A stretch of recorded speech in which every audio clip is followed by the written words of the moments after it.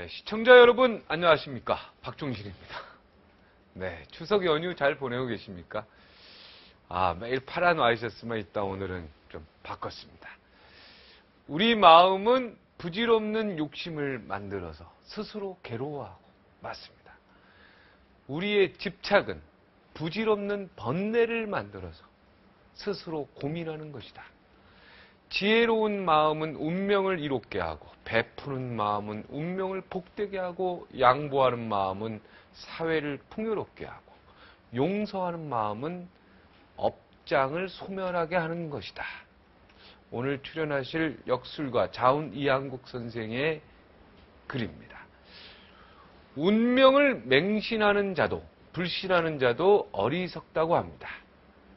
적당히 참작해서 지혜롭게 노력하는 자가 가장 현명한 사람입니다. 추석 성묘 많이 다녀오셨겠지요. 오늘 특별히 장묘 문화 그리고 출산택이라는 거 그리고 점을 빼야 되는지 안 빼야 되는지 요거 그리고 대통령 어떤 사람이 돼야 되는지 그리고 대통령 후보 유력 후보 세 분의 사주 여기까지 그리고 한국 경제 미래 그리고 우리나라 통일이 될 것인지 아닌지 여기까지 이한국 선생 모시고 오늘 계속 가겠습니다. 오해와 진실 이 부분 헤쳐나가겠습니다. 우리 국운도 살펴볼 테니까 계속 저와 함께 해주셨으면 좋겠습니다. 묘자리가 운명을 결정한다. 점은 무조건 빼라. 아이라인 하면 남편 복이 없어진다? 이 엄청난 이야기를 하러 그가 왔다. 자운 이한국 선생. 우와, 정치인들의 사주와 관상으로 핫 이슈를 만들었던 자운 선생. 특히 대선 빅샷 박근혜, 안철수, 문재인의 기운을 느껴본다는데 안철수와 이명박의 기운이 닮았다 라는 엄청난 말을 담긴 이 남자 자운 이한국 선생을 만나보자. 지난 여름에 한 차례 방문해 주셨을 때 시청자 여러분들로부터 대단한 관심을 받으셨습니다. 그때 휴가철이어가지고요. 오늘 또 이렇게 모셨습니다. 자운 이한국 선생 함께했습니다. 안녕하십니까? 네, 안녕하세요. 네. 우리 선생님의 조상은 어떤 곳에 묘를 쓰셨을까? 이게 갑자기 궁금해지는데요. 저희 조상님은 이렇게 잘 그 산에다가 네. 참 좋은 명지에다가 모셨습니다. 그 꼭 명지에 모시고 막 이래야 됩니까? 화장해서 이렇게 강에도 뿌리시는 분도 있고 막 그러지 않습니까? 이제 화장해서 뭐 강에 뿌리는 분도 있고 또 요즘에 뭐 납골 땅을 만들어서 네. 모시는 분도 있고 다양하게 많이 있다고 생각합니다. 근데 이제 저는 우리 그 할아버지 때까지는 네. 이제 선대에 이제 부모님이라든가 네. 이렇게 우리 조상님께서 네. 이렇게 참 명지에 잘 모셨고요. 네. 저희 아버님이 93세로 돌아가셨습니다. 네. 4년 전에요. 네. 근데 저는 이제 아버님이 80이 되시기 전에 네. 사실은 그 명당을 찾아서 한 10만 킬로를 다녔습니다. 명당을 찾기 위해서 10만 킬로요? 예, 10만 킬로를 다녔습니다. 네. 그러니까 10년 동안 한 10만 킬로를 다녔습니다. 명당을 찾기? 예, 1년에 한 10,000킬로씩 다닌 거죠. 근데 이제 이 조상님 얘기하거나 아버님 얘기하면 약간 감정이 울컥해지기도 합니다. 네네. 근데 이제 아버님 산소를 좀 좋은데, 그 유택지를 좋은데 모시고 싶어서 10년을 이제 찾아다녀서 참 좋은 자리를 찾았습니다. 예, 그래가지고 어딘지 여기서 말씀? 예, 아버님 네. 참 유택지는 계룡산에 모셨습니다. 계룡산에. 근데 제가 태어난 고향이 계룡산입니다. 네, 그럼 가까운데 놔두고 예. 10만 킬로나 다니고. 네. 그래서 가까운데 참 좋은 명당자리를 놔두고 10만 킬로를 다니게 됐는데 이것은 하느님께서 저를 시험하려고 이렇게 좋은 자리를 찾게끔 하려고 아마도 이렇게 많이 찾게 하신 것 같아요. 네. 왜냐면 가까운데 바로 일찍 찾게 되면 너무 쉽게 찾으면 제 진심이나 제 어떤 성의를 네. 모를 거 아닙니까? 아. 그래서 너의 마음이 얼마나 지극한지 또 부모님을 향한 마음이 얼마나 지극한지를 하느님께서 시험하시려고 아마도 못 보게 가까이에 명당 자리가 있는 걸 못 보게 했던 것 같습니다. 아, 뒷산이 좋은 거군요, 항상. 바로 집 뒷산이. 아. 근데 이렇게 모든 사람들이 10만 킬로를 다 헤매야 됩니까? 이게 좀 아닙니다. 고쳐야 될 장묘문화 아니겠습니까? 절대 그렇지 않습니다. 어떤 분은 정말 한 3일 만에 찾는 분도 있고 네. 한 달 만에 찾는 분도 있는데 저 같은 경우는 좀 전에 말씀드렸듯이 저의 어떤 마음이나 정성을 하느님께서 한번 보시려고 네. 오랜 시간을 공부시키려고 찾게 했던 거라는 생각이 들었습니다. 화장도 나쁜 겁니까, 화장은 그럼? 화장은 나쁜 겁니까, 화장하는 거? 화장을 무조건 요즘 현대 시대는 나쁘다 할 수는 없습니다. 네. 제가 그 화장 문화나 장묘 문화에 대해서 좀 바른 네, 바른 장묘문화. 네. 어떻게 가야 돼요? 바른 장묘 문화에 대해서 좀 말씀을 드리고자 합니다. 사람들이 요즘에는 선대에 조상님들을 파묘를 해서 화장을 해서 납골묘를 만드는 경우도 있고 심지어는 이렇게 뿌리는 경우도 있고 또 참 부모님이나 이렇게 조상님이 돌아가시면 이렇게 화장을 해서 이제 막 뿌리거나 네. 납골묘를 만드는 경우도 있는데 사실은 납골묘를 하는 방법은 그렇게 바른 방법은 아닙니다. 네. 왜 그러냐면 납골묘를 하기 위해서는 자연의 성물을 만들기 위해서 네. 많은 자연을 훼손하게 됩니다. 실제 보면은 우리가 산에다가 매장을 하는 것보다는 네. 납골묘를 만들기 위해서 돌을 훼손하는 것은 10배 내지 50배까지 훼손을 하게 됩니다. 자연을. 그러니까 이제 가루, 네, 뼈 가루를 이렇게 모아두는 예. 도자기 아니면 단지? 네, 도자기만 있는 게 아니라 돌도 있고. 예. 도자기에 담아서 이렇게 또 성물을 하지 않습니까? 네. 그리고 성물 안에 또 그렇죠. 도자기를 모시지 네, 공간이 않습니까? 있죠. 네. 예. 이런 여러 가지 구비를 하는 것이 자연을 더 훼손하는 자연을 많이 훼손하게 되고 항아리에다가 담아서 납골당에다가 모셨을 때 유골이 네. 오랜 세월이 지나면서 습해지고 벌레가 생기고 문제가 생기는 게 첫 번째 문제고 네. 두 번째는 조상님을 해탈시켜 드리는 게 아니라 이 항아리에다 가둬놓는 꼴이 되는 겁니다. 이제 그걸 더 분별력 있게 말씀드리면 그럼 뿌리는 게 좋다 이 말이에요. 아닙니다. 뿌리는 것도 좋지 않습니다. 네. 사람은 죽으면 자연, 흙으로 돌아가는 걸 원하고 있습니다. 네. 그래서 화장을 하게 되면 땅에다 아주 고요하게 묻어드리는 게 좋습니다. 땅을 파서 네. 가루를 묻어드리는 게 좋습니다. 예. 그럼 이제 묻는 방법도 여러 가지가 있겠는데 제가 그걸 설명드리겠습니다. 네. 그리고 이제 세 번째 문제가 좀 전에 말씀드렸듯이 오랜 세월이 지나면서 산소 같은 경우에는 100년, 200년이 지나면 자연으로 돌아갈 수 있지만 네. 이 성물은 잘못해 놓으면 오랜 세월이 지나면 흉물로 변할 수가 있습니다. 썩지도 네. 않고 네. 이런 문제점이 있기 때문에 사실은 유골을 함부로 이렇게 납골묘를 만들어서 화려하게 설치하는 것이 우리 인간의 잣대로서 욕심으로서 하는 행위지 그 조상님이 원하는 방법이라 할 수는 없습니다. 네. 흙으로 돌아가게 해야 된다. 맞습니다. 네. 그리고 흙으로 돌아가는 방법도 이제 있는데 이 흙을 이제 소위 산이든 산에 이제 시골에 밭이든 네. 땅이 있을 거 아닙니까? 네. 그런데 이제 모시게 되면 석자의 깊이 약 1m 정도 깊이를 파서 창호지에 잘 유골을 싸서 네. 자연으로 돌려드리는 게 가장 바람직하다고 봅니다. 네. 예, 그리고 이제 수목장에 대해서 말씀드리고 싶습니다. 네네. 수목장. 네. 네. 그거 좋은 거 같은데요. 아닙니까? 네. 수목장 하니까 사람들이 나무 밑에. 네네네.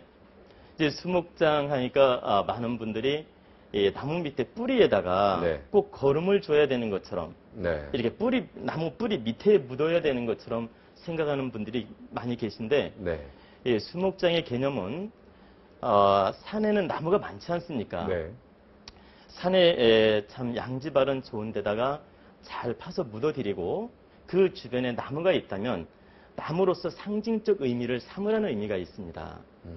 꼭 뿌리에다가 묻으려고 하지 마라. 네, 그렇습니다. 그건 잘못될 수 있다. 네. 네. 그래서 그 나무가 하나의 표상이고 상징물로서 생각하고 조상을 기리는 마음을 가지라는 의미지. 네. 꼭 이 나무 밑에 뿌리에다가 네. 묻어야 된다는 의미는 아닙니다. 네. 이제 거기까지 이제 장묘문화 오늘 예. 좋은 얘기를 들었고요. 근데, 제가 갑자기 이제 아까처럼 아버님 네. 말씀을 하려니까 좀 울컥해서 네. 약간 긴장이 됐습니다. 네, 죄송합니다. 이제 좀 긴장 풀리셨죠? 예, 네네. 예. 자, 사주팔자가 인생을 바꾼다 이래서요. 그 제왕절개 하시는 분들이 그 날짜 시간에 딱 맞춰서 네? 출산 네. 할 때 날짜 택일해서 이제 제왕절개 이 부분 어떻게 제왕절개에서 그렇게 사주팔자 딱 좋게 딱 맞춰서 나오는 게 좋습니까? 아니면 어떻습니까? 이건 어떻게 생각하십니까? 이제 요즘에 이제 출산 태기를 하러 저한테도 많이 오십니다, 사람들이. 네. 예, 근데 이제 출산 태기는 좋은 날 좋은 시 받아서 낳는 거 아닙니까? 네. 바로 좋은 사주를 받는 것이거든요. 네. 그럼 실제 작용을 할 수 있냐고 많은 분들이 의구심을 갖는데 실제 좋은 작용을 합니다. 그 이유는 천지 대자연의 기운이 네. 아기가 딱 태어나서 우는 순간, 그 호흡을 하는 순간 대우주의 기운이 그 몸속에 들어오는 것입니다. 그리고 그게 바로 사주팔자가 되는 것입니다. 그렇게 인간이 의도적으로 바꿔도 된다 이 말이죠. 바꾸는 게 좋다는 얘기죠. 그런데 여기서 중요한 것은 우리가 마음먹은 대로 꼭 되느냐, 그렇지 않다라는 겁니다. 예컨대 자신이 좋은 아이를 둘 수 있는 사주와 그런 적선과 그런 복이 있을 때는 좋은 태기를 했을 때 정확하게 날 수 있습니다. 네. 근데 부모가 그런 자격을 갖추지 못하게 되면 자기가 원하더라도 자기가 정말 좋은 태기를 했다 하더라도 못 낳는 경우가 많이 있습니다. 네. 태기를 했는데도 제왕절개를 딱 하려고 하는데도 안 되는 경우가 있다 이 말이죠. 네, 맞습니다. 네.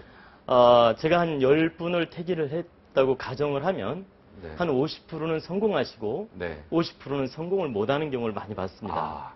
그게 자연분만이 좋죠. 하늘의 뜻에 따라서 낳는 게 아무래도 좋지 않습니까? 그렇습니다. 근데 그죠? 예, 하늘의 뜻에 따라서 순리적으로 자연분만이 좋은데 네. 부득이 이제 그 산후통 때문에 네. 또 문제가 있어서 수술을 할 경우에는 네. 태기를 하는 것도 하나의 지혜는 될 수 있습니다. 네. 그러나 자기 마음가짐이 네. 정말 바르고 공덕을 쌓는 그런 선한 마음으로 노력을 했을 때 네. 성공 가능성이 있고 또 성공을 했을 때 그게 정말 좋은 작용을 할 수 있다고 저는 믿습니다. 네. 지난번에 나오셨을 때 관상학적으로 네. 얼굴 성형은 하지 마라 이렇게 말씀하셨는데요. 네. 근데 점은 빼도 됩니까? 점 같은 거 있지 않습니까? 네. 붉은깨 뭐 이런 점 이런 건 빼도 되는 겁니까? 점은 대체적으로 안 좋은 그 흉조를 나타낼 때 생깁니다. 점은 안 좋은 겁니까? 네, 대체적으로. 우리 선생님이 점이 없으시네 보니까 진짜 얼굴에. 예. 저도 몇 개 뺐습니다. 점을 빼신 겁니까? 네. 그러니까 점은 흉조라 그랬습니까? 안 좋은 거다 이 말이죠. 네네. 아유. 예, 근데 이제 간혹 복점인 경우도 있습니다. 네. 이제 그런 경우는 어떤 경우냐면 좋은 아주 위치가 정확하게 좋은 부위에 아주 이렇게 약간 튀어나오면서 시커멓게 네, 시커멓게.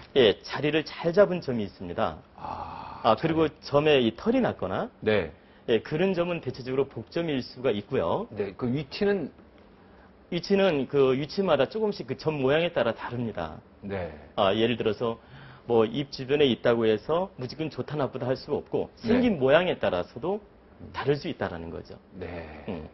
털이 나면 좋다, 그 점에. 예, 그런 경우는 대체적으로 복점이 많이 있습니다. 네. 그리고 그냥 이렇게 약간 시크스름하게 네. 예, 색깔이 탁하게 생긴 점들은 대체적으로 안 좋은 점이기 때문에 빼는 게 좋습니다. 네. 아니, 시까맣게 딱 명확하게 돼 있는 게 명확하게 예, 점이 있고 거기에 또 이제 털이 털이 나거나 있으면, 하면 네, 아주 그것은 길점이라 할 수 있습니다. 네. 근데 여기서 이제 하나 참고로 더 말씀드리고 네, 싶은 네. 건 보통 얼굴에 있는 점들은 네. 어떤 나쁜 예시를 위해서 점이 생긴 거기 때문에 그런 점이 있을 때는 내가 무엇이 문제가 있는지 한번 돌아보고 아. 또 반성도 해보고 그런 다음에 그 점을 빼는 것이 마땅하고요. 그러니까 점이 뭔가 어디서 생겼다. 네, 그럼 일단 자기 반성부터 해야 되는군요. 네. 맞습니다. 이게 왜 점이 생겼을까? 네. 내가 무언가 잘못하고 있다. 네, 그런 걸 돌아보고 네. 그 다음에 점을 빼는 게 맞다고 생각합니다. 그러면 다시 점이 생기지 않습니다. 빼고 나서. 진짜로 그렇습니다. 그렇습니다. 예, 또 생기는 사람들이 많잖아요. 예, 그게 바로 마음 자세는 갖추지 못하고 점만 뺐기 때문에 그렇습니다. 이게 회개를 해야 되는데. 맞습니다. 잘못을. 네. 회개를 못하고. 네. 그리고 이제 하나 더 이제 몸 중에 네. 가슴이라든가 뭐 엉덩이라든가 이런 데 점이 있는 경우가 있습니다. 네네. 이제 그런 경우에는 대체적으로 길점이라 할 수 있습니다. 가슴과 엉덩이의 점은 길점이다. 네. 좋은 점이다. 네네. 그런 건 뽑지 마라. 예, 뭐 배꼽 주변에 네. 있다든가 네. 예, 그런 경우에는 좋은 길조를 예시하는 점일 수가 있습니다. 네. 뭐 가수들이나 연예인들 막 성형 다 하지 않습니까? 미스 코리아 나오신 분들. 네. 그냥 화장 문신하고 막 이런 거. 이런 건 네. 어떻습니까? 눈썹 문신 이렇게 막 해서 하고 이런 거는 어떻습니까? 문신에 대해서 지금 이 자리에서 제가 정확하게 말씀을 드리고 싶습니다. 네. 말씀을 정확히 해 주십시오. 네. 이 눈썹 문신을 할 경우에는 이 눈썹은 이제 자기 기상을 뜻합니다. 네. 그래서 눈썹이 너무 없거나 그럴 때는 살짝 뭐 글이든지 문신을 하든지 해도 별로 크게 나쁘지 않습니다. 네. 이 여기 눈썹은요. 네. 근데 이 아이라인이라고 있습니다. 이 아이라인. 네, 쌍꺼풀. 쌍꺼풀이 있는데 아이라인. 네. 이 부분은 절대 해서는 안 됩니다. 거기도 문신을 합니까? 네. 아이라인에도 문신을 합니까? 네. 전 처음 알아서, 예. 예, 이 아이라인 위에 아래 네. 이 부분은 위에는 남편궁을 의미하고 아래는 자식을 의미합니다. 예. 거기다 보니까 까맣게 미리 그냥 색칠을 한다 이 말이죠. 문신으로. 네, 그렇습니다. 그런 건 하지 마라. 위에를 문신하게 되면 부부관계가 멀어지는 작용을 하고 아래를 문신하게 되면 자식 걱정을 뜻합니다. 네. 그래서 이 부분은 네. 문신을 가급적 하지 않는 게 좋습니다. 우리 작가 중에 한 분이 이거 한 것 같은데 어떻게 이미 한 사람은 어떻게 하죠? 가급적 제거할 수 있다면 제거하는 게 좋습니다. 가급적 제거하라. 네. 네. 예, 그리고 이 눈썹도 예, 문신을 만약에 하게 되면 아주 자연스럽게 표 안 나게 할 때 괜찮지 너무 강하게 했을 때는 좋지 않을 수 있습니다. 가슴 성형하신 분도 있지 않습니까? 여성분들 중. 네. 이분들은 어떻게 좋은 겁니까? 아니면 어떻게 해야 되는 건지요? 좀 쑥스러운 얘기입니다. 네. 예전에는 그 가슴 성형에 대해서 상담한 적이 거의 없었는데 네. 예, 최근에는 이 상담을 하는 분이 참 많이 있습니다. 네. 근데 이제 이것도 시대적인 건데 네. 꼭 조심해야 될 것은 그 분의 체형이 아주 예를 들어서 큰 체형인데 네. 가슴만 너무 빈약한 경우가 있습니다. 네. 그런 경우에 체형의 조화를 이루기 위해서 아주 안전하게 잘 했을 때는 미관적으로도 좋고 네. 또 운명적으로도 도움이 될 수 있습니다. 근데 잘하면. 네, 네. 잘하면 네. 근데 체형에 맞지 않게 가슴만 크게 한다든가 네. 이렇게 했을 때는 부작용이 따를 수 있고 득되지 않을 수 있다라는 네. 거죠. 예컨대 체격이 너무너무 왜소한데 가슴만 크게 했단 말입니다. 네. 그럴 경우에 대체적으로 건강에 문제가 오거나 운세적으로도 바란스가 깨집니다. 네.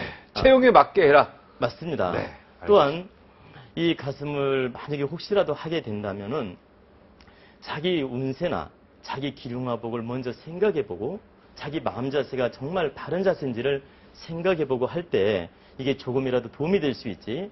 자기 마음은 아주 바르지 탁하고 탁하고 바르지 못하면 거짓이고 막 이런데. 바르지 못하면서 미적인 데만 신경을 쓴다면 결코 득되지 않을 수 있다라는 겁니다. 네. 그래서 그런 점을 우리는 한번 반성해 볼 필요가 있습니다. 네. 반성해야죠, 항상. 네. 어르신 말. 자, 이제 정치 얘기 좀 할까요? 정치.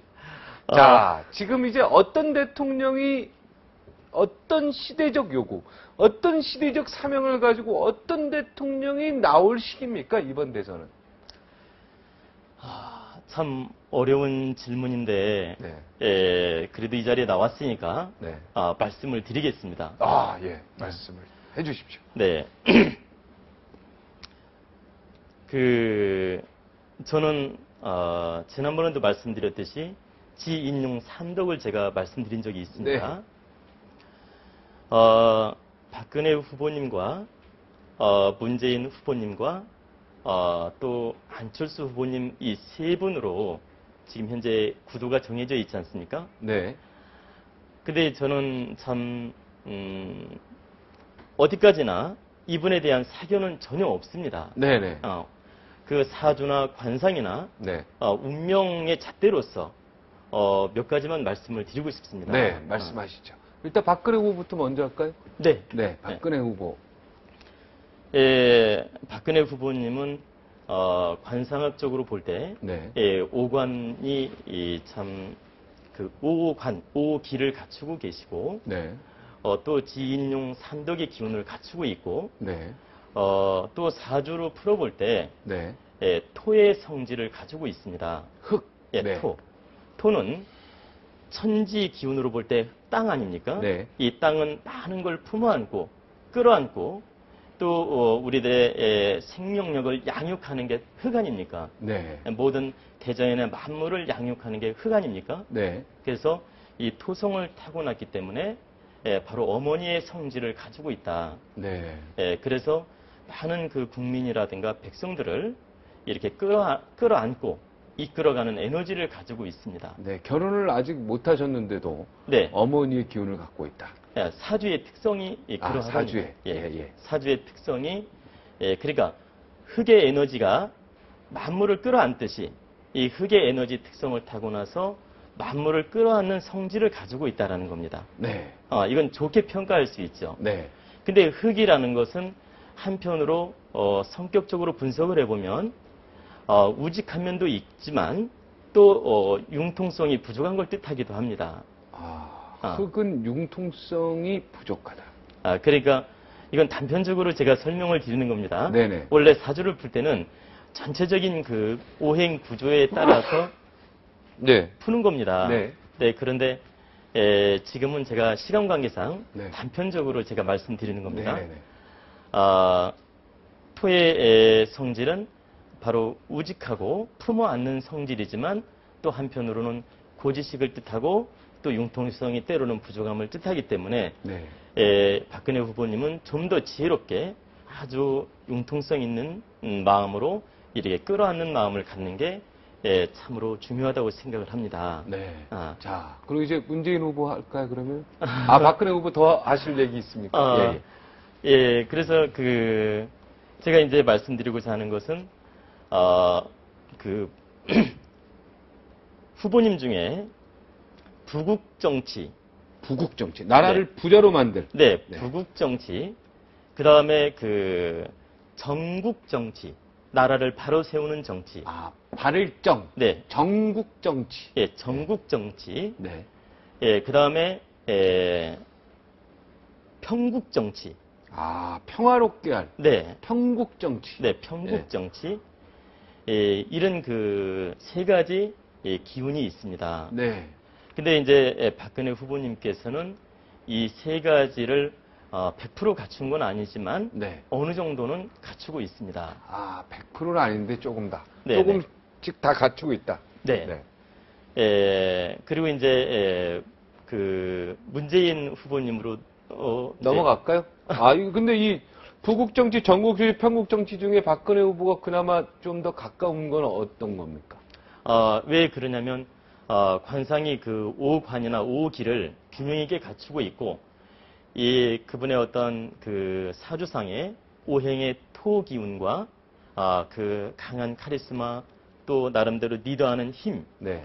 그리고 여성이지만 그 남성의 기운을 가지고 있는 사주입니다. 네. 이런 여러 가지를 네. 볼 때, 그 세 가지를 어느 정도 다 갖추고 갖추고 있습니다. 있다. 자. 그럼 과거 박정희 대통령을 잠깐 설명을 네네네. 드리면 이해가 빠를 겁니다. 네네. 박정희 대통령 같은 경우에는 부국 정치 기운과 전국 정치 기운을 가지고 있었습니다. 네. 두 가지 기운. 네. 부국, 전국. 예. 나라를 바르게 하고 나라를 부자로 만드는. 네. 그러나 편국은 예. 없었나? 네, 편국 정치 면에서는 부족한 기운을 가지고 있었습니다. 네. 그 두 가지는 발달해 있지만 네. 편국 정치 면에서는 부족함이 박근혜 후보는 근데 이제 편국 있다. 정치도 있다. 네, 그렇습니다. 네. 자, 이제 문재인 후보로 갈까요? 네. 문재인 후보님께서도 관상학적으로 5관이 잘 발달하고 5기가 잘 발달하고 또 사주를 풀어보니까 사주에는 그 목기운을 타고났습니다. 네. 목, 나무목. 네, 목기운. 네. 이 목이라는 것은 우리나라 동방을 상징하고 또 성품으로는 인성을 인성, 어지린자, 네. 인성을 상징합니다. 예, 그래서 많은 사람을 품어 안으려 하고 이렇게 끌어안으려 하고 또 나름대로 인성, 어지린자, 인성으로서 바른 정치를 하려고 노력하실 분이라고 생각을 합니다. 네. 그래서 그 문재인 후보님은 이 세 가지 기운을 제가 그 부국 정치, 네. 또 전국 정치, 네, 편국 정치를 제가 이제 느껴봤는데, 네. 전국 정치와 편국 정치를 잘할 수 있는, 부국은 아닙니까? 부국에 있어서는 전혀 아니지는 않지만 조금 부족하다 더. 약하다. 약하다. 약하다. 예. 부국에 있어서는 네. 좀 약하다. 네. 그래, 전국과 편국의 기운은 강한데, 네. 부국 정치에 있어서는 좀 약하다. 어질인. 네. 어진 정치를 하실 분이다. 문재인 후보는 대통령이 되시면. 네, 그렇습니다. 네. 그런데 이제 부국 정치에 있어서는 좀 약한 면이 아쉽다. 약한 면이 아쉽다. 네. 예. 그리고 마지막이네요. 네. 안철수 후보 얘기할까요? 네. 안철수 후보님은 안철수 후보의 사주는 궁금해. 잠시 후 두 분이 좋은 점도 닮은 부분이 있고, 안철수 원장과 안철수가 누구랑 닮았다고? 그것도 그러니까 알고 계시는데 지금 방송에 영향을 미치니까 무슨 얘기를 못하는 거야? 오, 이거 기대되는데 채널 고정. 59초 후에 돌아오겠습니다.